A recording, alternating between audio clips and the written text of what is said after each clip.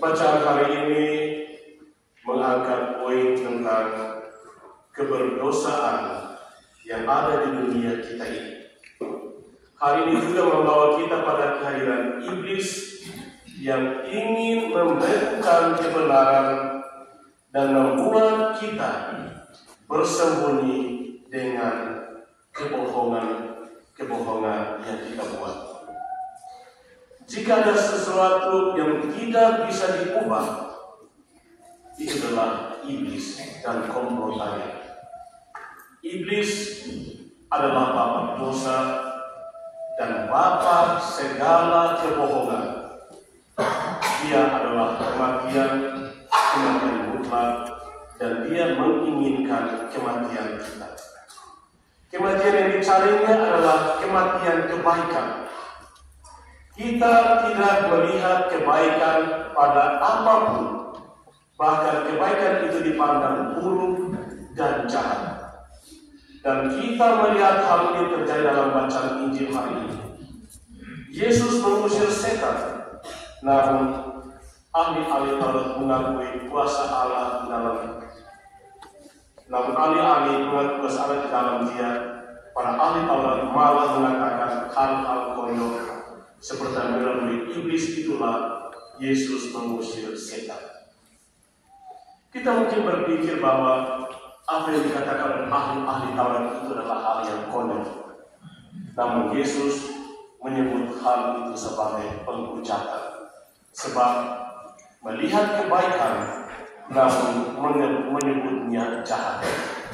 Bukan sekedar dosa besar, melainkan penghujatan. Karena hal itu sebenarnya menentang Roh Kudus, yaitu merupakan sumber segala kebaikan. Hanya iblis dan kelompoknya yang akan melakukan itu, dan mereka tidak peduli tentang pengampunan karena mereka tidak akan memintanya, dan mereka juga tidak ingin untuk diampuni. Jadi bagi iblis dan komplotannya, mereka dikutuk dengan kematian abadi. Namun mereka tidak ingin mati sendirian. Yang mereka inginkan adalah kematian kita. Dan itulah kita sebut begitu kejamnya iblis. Namun kita tidak ingin hidup dalam kematian. Kita ingin menjadi seperti iblis, tidak ingin menjadi seperti iblis. Kita tahu perbedaan antara kebaikan dan kejahatan, dan kita tidak ingin melihat kebaikan sebagai kejahatan. Namun kekuatan iblis benar-benar sesuatu yang harus diperhitungkan, dan ia akan menyerang sifat kejatuhan kita yang terbuka. Dosa membuat kita bersembunyi dari Tuhan dan diri kita sendiri. Namun kita tidak lari dari bersembunyi di lubang yang gelap. Sebaliknya, kita bersembunyi dengan kedok, kesombongan, dan mengkritik orang lain atas kebaikan apapun yang mereka lakukan. Kita berfitnah, kita menggunakan kebohongan kita untuk mendiskreditkan orang lain. Singkatnya, kita melihat segala kebaikan sebagai keburukan dan kejahatan. Bila kita seperti itu, maka iblis telah menjebak kita. Saya memberikan satu contoh yang konkret dalam kehidupan kita setiap hari. Jika saya tidak suka dengan seseorang, jika saya pernah melihat seseorang melakukan suatu hal yang kecil, lalu saya mencap orang itu tidak baik, dengan sendirinya saya tidak akan suka dengan orang itu. Walaupun orang sudah akan mengatakan selamat pagi Pater, tapi hati saya sakit. Saya mengatakan orang itu tidak baik. Walaupun orang itu berbuat baik kepada saya, tapi saya mengatakan itu tidak baik, itu tidak berbohong. Mengapa? Karena saya telah dalam pikiran saya, dalam hati saya, telah memberikan cap negatif terhadap orang yang telah saya lihat. Walaupun itu baik, tapi karena dia pernah berbuat tidak baik, maka saya katakan dia itu tidak baik.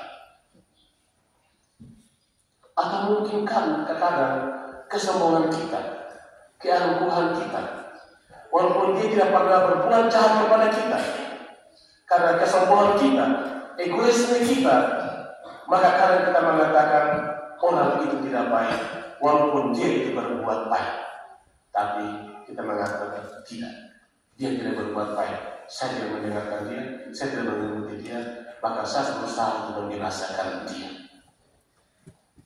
Contoh kecil yang lain. Saya contoh kecil yang lain. Sekarang mulai hujan rintik-rintik, orang mulai panen. Orang mulai panen, ada yang mengeluh, ini hujan rintik mau panen juga, takut ini apa? Hujan kenapa padi-padi kita akan rusak kuning. Lalu pada hari Minggu mulai matahari bersinar. Matahari bersinar cepat. Lalu suami istri, cepat-cepat kita ini panen kita panen. Karena ibu ini cerai, pergi cepat panen supaya kita jemur dan bisa. Lalu anak bilang, Papa kita gereja. Kau pikir kita salah di panen. Atau kadang-kadang mungkin istrinya mengatakan, Bapak kita ke gereja dulu baru kita pulang baru potong panen.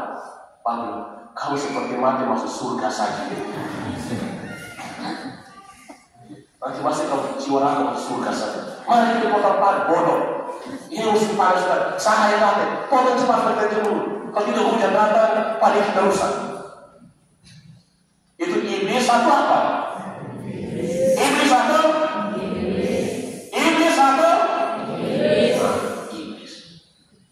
Iblis yang merusak. Padahal sebenarnya dia harus bersyukur. Dulu, Tuhan, tolong kasih kami hujan karena kami tanam Tuhan. Mulai asal saya di video ini, ada di video ini, ada bawa ayam dipotong di sawah. Atau sawah, minta supaya Tuhan tanam bersawah ke apa bisa memberikan berkat. Minta supaya saya di video ada, potong ayam tanam di sawah. Supaya Tuhan kasih dia sawah, apa berkat, lalu bilang hujan berlimpah. Ada yang juga saya mereka posting naik di gunung untuk minta hujan. Hasil hujan. Setelah panen, kita mengatakan ayo hujan berlimpah sekali. Yang sebenarnya kalau musim mulai cahaya datang, bilang, ayo mari kita pergi gereja dulu 1 jam. Tuhan, hari ini kau berikan cahaya. Kami bersyukur kepadamu karena berikan terang kepada kami. Kami mohon kepadamu supaya kami mau panen. Mungkin kami telah berdosa. Ampunilah dosa kami. Berikanlah kami cahaya terang supaya mungkin setelah kami berpisah, kami bisa panen, kami punya padi, besok kami bisa jamur, kami bisa kering. Tapi karena iblis menguasai kita, mari kita potong-potong bagi hujan lagi padi rusak. Hasil potong habis, hujan datang bermata terang. Pada air musim, kamusi, pemastikan itu kamusi. Datang gereja bersyukur dulu. Tuhan terima kasih memberikan kami kita ini, cahaya ini. Berikanlah kami cahaya itu apa ini, pada kami bisa kering dan kami bisa makan. Dan bersyukur dan memohon. Jangan tiba-tiba mulai dan sudah kau pergi di sana. Kau seperti ini saja dan kematian sudah bulan-bulan itu masuk bulan-bulan. Itu setan itu. Seperti itu. Yesus berbuat baik, tapi setan berlari ada tahun menghujat Yesus. Demikian juga. Mungkin istri tidak bisa datang di gereja, tapi istri sudah berkata, hei, jangan di gereja. Ini hujan ini, saya balik dari potong padi. Hasil akhirnya akhirnya kalau kita potong 1 kali, panas sedikit, potong habis, taruh di sawah, tiba-tiba hujan datang. Itu bermanfaat. Mari kita harus ingat itu. Karena iblis kadang-kadang datang mencobai kita. Iblis kadang-kadang untuk menghancurkan kita. Iblis kadang-kadang menggoda kita dengan kata-kata yang sangat indah. Dan kalau kita tidak dengar baik-baik, tidak pertimbangkan baik-baik, kita akan mengikuti kata-kata iblis itu. Dan akhirnya kita akan jatuh. Setelah jatuh, kalau kita jatuh terus, nanti dia akan tinggal dalam situasi itu, dia pikir baik, perhatian baik. Saya ambil satu contoh lagi. Saya ambil contoh hal yang terjadi dalam kehidupan kita. Kalau saya setiap hari tinggal di kegelapan, saya tinggal di situasi yang gelap, yang tidak ada pelita, tidak ada cahaya, maka bagi saya mau putih, mau hijau, mau biru, mau kuning, atau merah, saya lihat warna gelap. Betul atau tidak?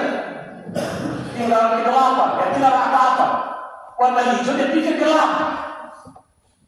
Ada lumpur dia punya baju, dia pikir tahu ada lumpur.